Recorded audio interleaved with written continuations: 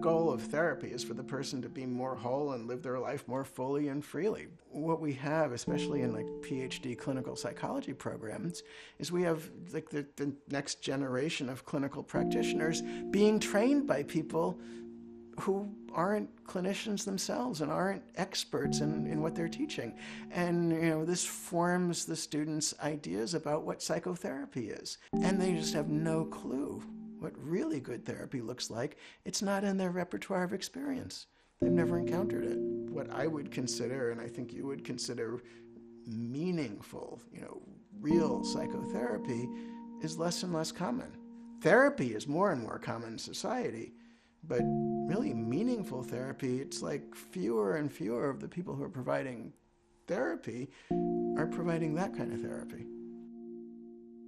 So here's how I think of therapy and practice it and teach it.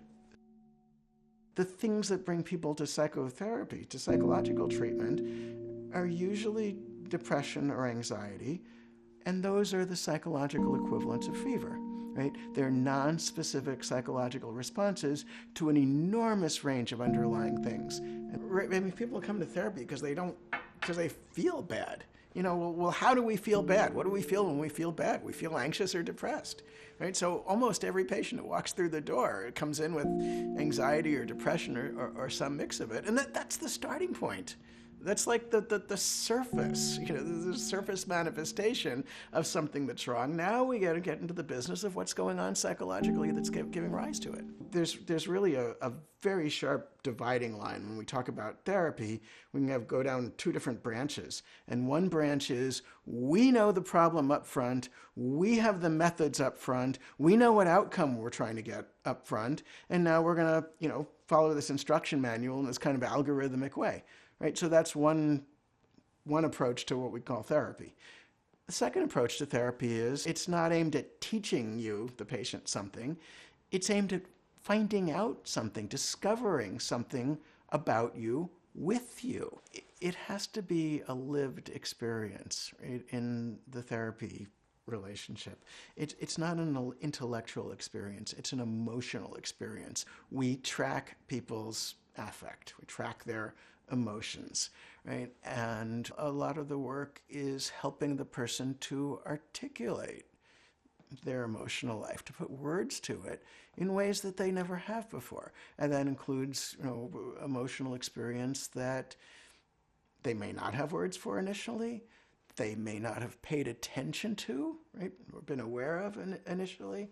As soon as we get in the business of doing that, what we find out by virtue of being human is humans have a wealth of things. We have vast riches in our ability to steer around and avoid things that are emotionally distressing. In plain English, I just say, avoidances.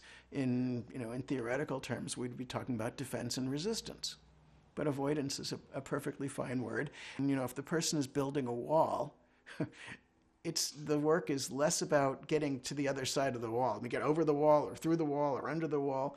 The work is about, why is there so much wall building going on just right here, just right now? How is this wall constructed? Why is it constructed? Why is it being constructed in this particular place? So that the person becomes aware, not just of the things that they're avoiding, but of the process. The third thing we do is people's lives and internal experience is just filled with recurring themes. We tend to repeat certain patterns, certain themes in our lives. Right? They play out again and again. And we listen for the themes. Right? So, sometimes the person comes in and they have a pretty good idea of a repetitive theme that's causing them trouble. Other times, the patient has no idea. They tell you what they tell you their stories, but the therapist can hear the theme. So we're listening for recurring themes because that's going to become the focus of the work, right? So we really need to understand the person systemically, in order to have a context for understanding a particular problem that they're looking for help with. We're not looking at the person at this momentary slice in time. There's an understanding that what we're seeing right now, at this moment in time, is, part of an ongoing trajectory that's brought him there, right? So it's pretty hard to understand, where you are, let alone where you're going to go, if you don't understand how you got here. I'm interested in the past to the extent that it helps shed light on and understand the present, right? And the goal is actually not to dwell in the past. The goal is actually to help free the person, from the bonds of past experience, so they don't have to keep doing things in the same, painful and self-defeating ways. The goal is to free the person from being, controlled by past experience, right? And there's an understanding that this is part of a developmental trajectory, right?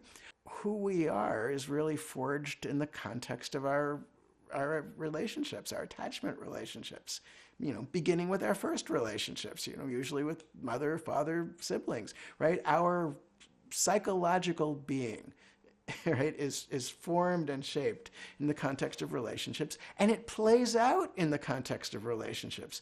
Show me somebody who comes to therapy with, a psychological problem of any kind, right? And I'll show you someone who's having some kind of difficulty in relationships. Either the problem is playing out in their relationships, or it's getting in the way of having any relationships, right? You can't disconnect. You can't disconnect the problem from the relational context in which it occurs. So we're very, very interested in the person's interpersonal connections. And they necessarily and unavoidably bring their lenses for making sense of themselves and other people in relationships. They bring those lenses into therapy. It's not good or bad. It just is. It's how we're constructed as people. And in one way or another, we begin to play out those patterns in some version with this new person, in this new relationship.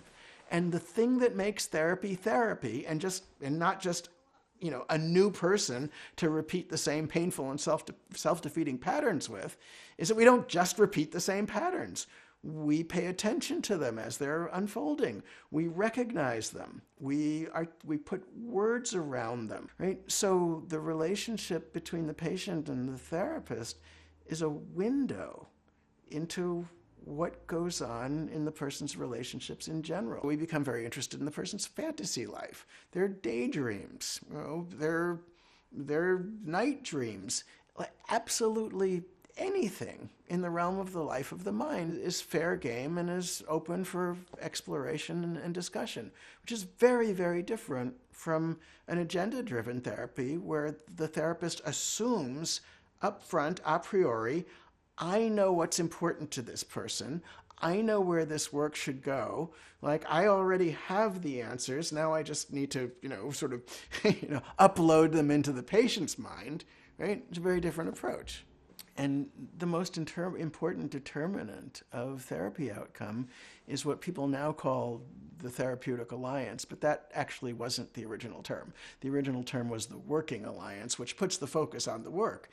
And it's a very, very special and unusual kind of relationship, right? It's not feeling good about each other the way you might feel good about your friends or your romantic partner. It's a very, very special, right? The quality of a very, very special kind of relationship. This happens all the time. One of the things I do with my students, my trainees, is we look at videotapes of therapy sessions. And beginning students, they always, they're very self-conscious, understandably, and they always ask the same question. They're scrutinizing the therapist. If it's themselves, they're scrutinizing themselves, usually very self-critically, and they want to know, did I do the right thing? Did the therapist say the right thing or the wrong thing? And they're looking at the therapist. And part of what I'm trying to teach them is you're looking at the wrong person in the video. If you want to know whether the therapist said what the therapist did was helpful or unhelpful, look at the patient. Look at the response of the patient. Right? So a master therapist has a feedback loop in real time. Right? They're in the room. They're interacting with the patient. They're doing whatever they do. And what they're actually gauging is how does the patient respond to it? Right? So the patient is basically teaching us how to do therapy for that specific person. It's not all sweetness and light, right? I mean, we're going to see the person's anger, their disdain, their contempt, their hate, right? This is all of these things are part of being human. So the test of a working alliance isn't the therapist and the patient always feel good about each other. The test of a working alliance is, can the patient be furious with the therapist, right? Can they hate them and come back to talk about it and explore it and think about it together? That's the test. I have never once presented this to an audience, a lay audience or a professional audience of the therapists of any orientation, and where people didn't say, yeah, that makes sense. That's what I want. I want to be understood in that way.